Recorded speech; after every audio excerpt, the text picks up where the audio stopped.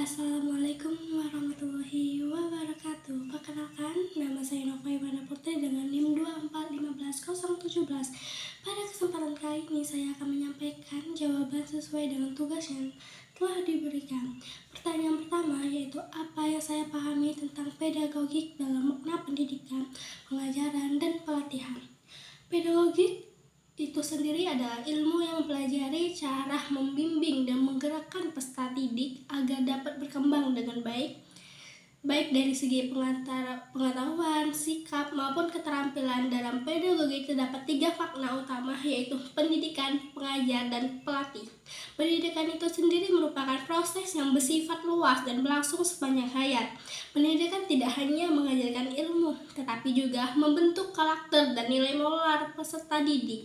Contohnya seperti menanamkan sikap disiplin, tanggung jawab, dan saling menghargai di lingkungan sekolah. Pengajaran itu adalah bagian dari pendidikan yang lebih fokus pada penyampaian materi pelajaran di kelas. Tujuannya supaya untuk menambah pengetahuan dan pemahaman siswa. Contohnya seperti guru menjelaskan materi pelajaran kepada siswa melalui ceramah atau diskusi. Terus ada pelatihan. Pelatihan lebih menekankan pada pengembangan keterampilan praktis agar peserta didik mampu melakukan suatu tugas secara langsung. Contohnya pelatihan keterampilan konseling dasar bagi calon guru BK atau pelatihan penggunaan media pembelajaran. Perbedaan ketiganya terletak pada tujuannya, di mana pendidikan bersifat menyeluruh. Pengajaran berfokus pada akademik dan pelatihan berfokus pada keterampilan. Soal yang kedua, jelaskan langkah-langkah yang saya lakukan sebelum dan sesudah melakukan observasi ke sekolah. Sebelum melakukan observasi ke sekolah, langkah yang saya lakukan yaitu menentukan tujuan observasi, menyiapkan instrumen observasi, serta mengurus izin ke pihak sekolah. Hal ini bertujuan agar observasi berjalan dengan lancar. Setelah melakukan observasi, dilakukan mahasiswa mencatat hasil pengamatan, menganalisis data yang diperoleh, kemudian menyusun laporan observasi. Selain itu, dilakukan refleksi untuk menambah pemahaman tentang kondisi dan proses pendidikan di sekolah. Soal yang ketiga atau selanjutnya, berikan contoh nyata hubungan psikologi dan religi dengan perkembangan peserta didik dalam pedagogik. Psikologi dapat membantu pendidik memahami perkembangan emosi, sikap, dan perilaku peserta didik. Dengan memahami psikologi, guru dapat menyesuaikan pendekatan pembelajaran sesuai dengan kondisi siswa.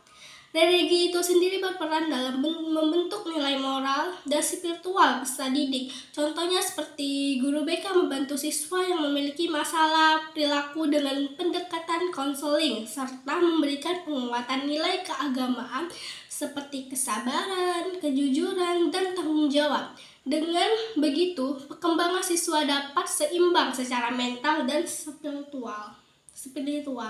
Terus soal yang keempat, contoh apa saja yang harus dilakukan seorang guru BK ketika melaksanakan evaluasi pembelajaran dalam kelas. Nah, evaluasi dilakukan ketika selesainya proses pembelajaran dan layanan konseling. Dalam evaluasi pembelajaran, guru BK terlebih dahulu menentukan tujuan evaluasi, misalnya untuk melihat perubahan sikap atau perilaku siswa. Selanjutnya, guru BK menggunakan teknik evaluasi seperti observasi, angket, atau wawancara. Hasil evaluasi kemudian dianalisis dan digunakan sebagai bahan tindak lanjut, seperti memperbaiki layanan BK atau memberikan pendamping lanjutan kepada siswa. Evaluasi ini dilakukan agar layanan BK berjalan lebih efektif dan sesuai dengan kebutuhan peserta didik. Terima kasih, itu tadi yang hanya saya sampaikan. Saya akhiri. Wassalamualaikum warahmatullahi wabarakatuh.